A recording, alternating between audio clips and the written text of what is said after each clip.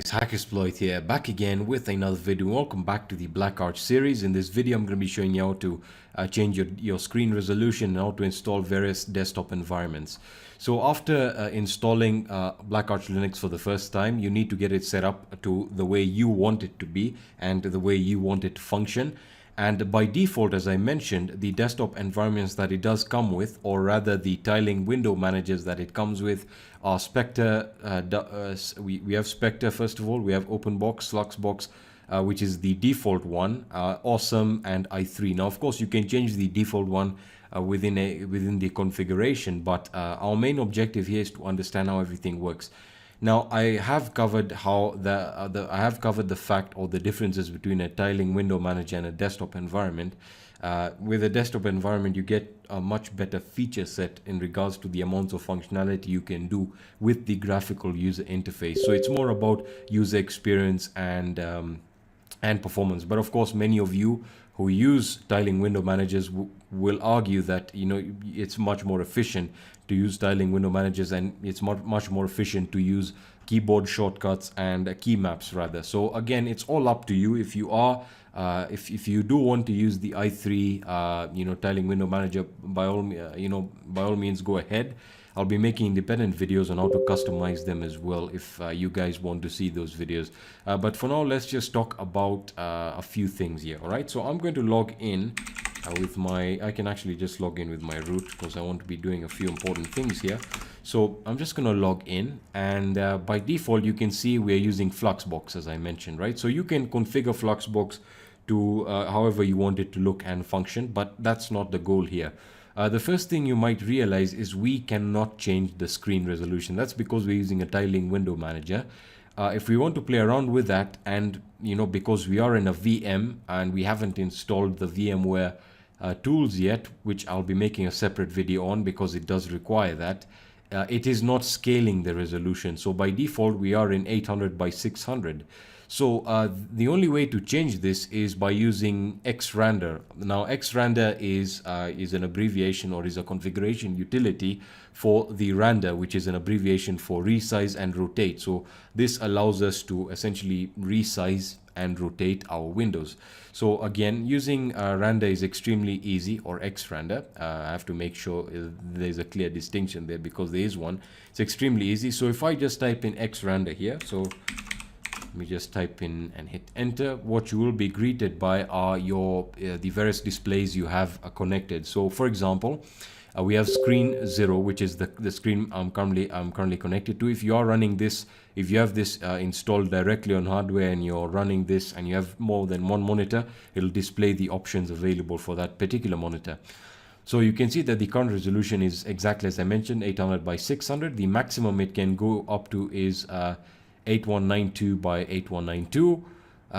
So again, these are the various resolutions you can use on this screen, and it'll resize it accordingly. So how do we resize it accordingly? Now, I know I'm running this in a VM, so the scaling will not be perfect. That's something to take into consideration. Now, after I install the VM tools, it will be scaling correctly. But irregardless, once we install the desktop environment, you can then scale much more easier. So I will scale this. Let's see, if I wanted to scale this to 1280 by 960, no, let's try 1280 by 1024. So to do that, I would type in Xrandr. I use the screen option here, or the screen parameter. The screen is screen 0 right over here, and we now are specifying the size, right? So the size is going to be 1280 by 1024. So 1280 by 1024, and I'm going to hit enter, and I should have resized the video now, and you should be seeing this in 1280 by 1024. So yeah, that is essentially how to use Xrandr to resize. Now, of course, you can resize it to whatever you want. Now, for more flexibility with all of this, I recommend installing a desktop environment. So I'm going to be showing you how to install the various desktop environments available to you. So the first desktop environment you might want to install is GNOME. So there's GNOME, XFCE, KDE, and Mate. Those are pretty much the best ones I would recommend installing. Now, installing them is very, very simple. I'm only going to be installing XFCE, but I'll be showing you the various commands that you can use to install all the rest. So let's start with GNOME. All right, so to do this, we're going to type in sudo pacman, of course, and we're using the S, and we're going to say GNOME. Let's say GNOME and GNOME extra, right? You want to install all the extras, and that you simply type in enter, and that's going to install it for you. Now, before doing that, I recommend synchronizing your package databases. So again, we'll wait for this to synchronize because we are going to be installing XFCE anyway. So we'll just wait for this to synchronize. And there we are. Should be synchronized any moment now. Always good thing to synchronize first so you get the latest packages. Now, talking about latest packages, another good thing is to also install an LTS kernel, which I'll be showing you how to do as well. That'll keep things nice and stable.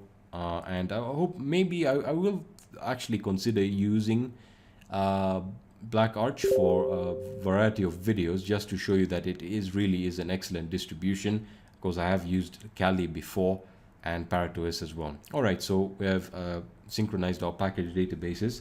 So let's talk about XFCE. So let's install XFCE right now. All right, so sudo pacman s, and we're typing XFCE 4. That's the latest version.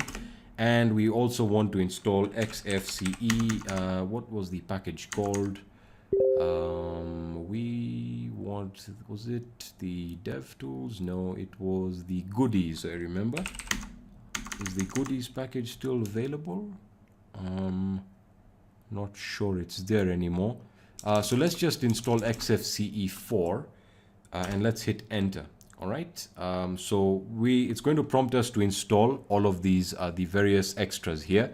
So for example, you have XO, you also have Thunar, the Thunar file manager, so we don't have to install that again or right now. It also comes, yes, so this contains everything that we'll need. So I'm just going to hit enter. I'm not sure what happened to the goodies package. So let me just scroll to the bottom here with the VM so you can see what's going on. So proceed with installation. Yes, we want to proceed and hit enter. And I'm going to wait for this to start downloading and installing. And I'll get back to you when this is done. All right, so XFCE is completed installing successfully. So that is how to install XFCE. Very, very simple. Let's talk about Mate. Installing Mate is very, very simple again. Let me just go back up here. Should have actually stuck to the default resolution, but in any case, we can just install it. So installing Mate is very simple. So again, sudo pacman s mate, and we have the Mate, I believe. What was the other package called? Mate common. We need to I don't think it does come with the extras anymore. Yeah, so it doesn't come with the extras. So again, you can just use the Mate. You can just use Mate by default and hit enter, and that should install Mate for you. And of course, I know we're going to always have some KDE fans in the comment section, always you know, getting on me, getting on my back about not covering how to install KDE, and that's again extremely simple. So sudo pacman s, and that is Plasma. That's the latest version, and of course you can use that as well. All right, so that is essentially how to install any of these desktop environments. So what I'm going to do is I'm just going to reboot now, and I'm going to boot back into the login screen, and we'll specify XFCE so that we can actually customize it a little bit. So I'm just going to reboot, and I'll get back to you when it has rebooted. All right, so we're back onto the login screen, and we can now specify our desktop environment. So I'm going to go for XFCE here, and the user is going to be root, and let me enter my password and hit enter. And we should be taken into the XFCE desktop environment now. So we're going to give that a few seconds to set up if this is your first time. So there we are. Looks like we have a few issues with the color here, or the theme. So we'll just use the default configuration there. I don't know whether you could see that. And there we are. So welcome to XFCE 4. It has a nice little dark theme to it, which is excellent. So if we just open up applications here, I do want to change a few settings first of all. So we want to change our resolution here, which for some reason is dark here. So again, we can just change it to something like 1280 by 1024, and we can hit apply. And let me just close this up.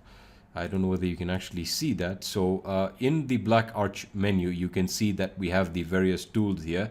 Now I'll be making an additional video probably at the end of the series where I cover how to display or how to get all the various tools displayed, because as you can see, not a lot of the tools are being displayed here. However, if we just take a look at the settings here, we take a look at the appearance, we might want to start configuring. There we are. Let's go for a dark theme here and close that up. And there we are. So welcome to Black Arch running XFCE 4.